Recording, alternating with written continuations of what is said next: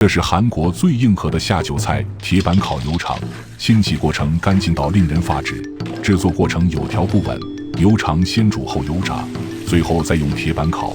每天开门就坐满，生意真挺好。早上7点，韩国小伙从市场采购牛肠回到店里。首先，他将牛肠放进提前准备好的冰水里浸泡，这样做可以有效降低牛肠的温度，以提升口感和去除腥味。之后，他把腌制牛肠的酱料倒进保温盒，就是由苹果、洋葱、大蒜和生姜等打碎的酱汁。紧接着便开始处理牛肠，他一只手丈量长度，一只手负责切割。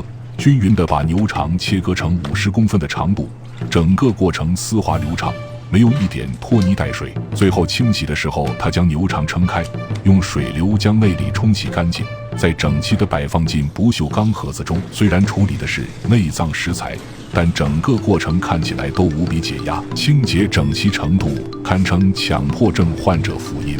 最后，他把酱料均匀地铺满牛肠，盖上盖子放进冰箱。这一步在韩国料理中不叫腌制，叫做熟成。现在他处理的是牛肠另外一种做法，需要将牛肠整个翻转过来。他用一根筷子顶着肚子，一只手配合操作，非常轻松的就完成了这个动作。最后装进盆里，并用冰块降温保鲜，然后开始处理牛肚。这次他手里的工具换成了生蚝壳，锋利的边缘在去除牛肚杂质时变得格外有效，连同多余油脂都做到了有效去除。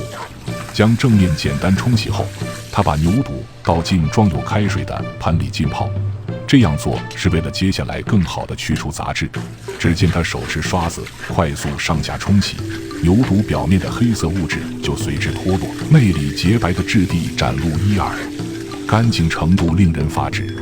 处理完牛肚之后，韩国小哥一刻不停地开始清洗牛大肠。和先前处理的小肠不同，大肠质地较粗，油脂也更多。小哥再次取来了他的生蚝壳子，用力地刮除油脂，并撕掉表面的一层黏膜。至此，内脏初步的清洗工作就全部完成。然后他把所有内脏都倒进一个大盆里，加入面粉和些许清水，并认真搓洗。随后再用清水把每一样内脏彻底冲洗干净。此时此刻，这里堪称是世界上最干净的厨房，不论他们的烹饪手艺和口味轻重，至少卫生程度远比一些国家要好很多。最后，小哥把内脏都装进高压锅内，加入大蒜和香叶开始炖煮。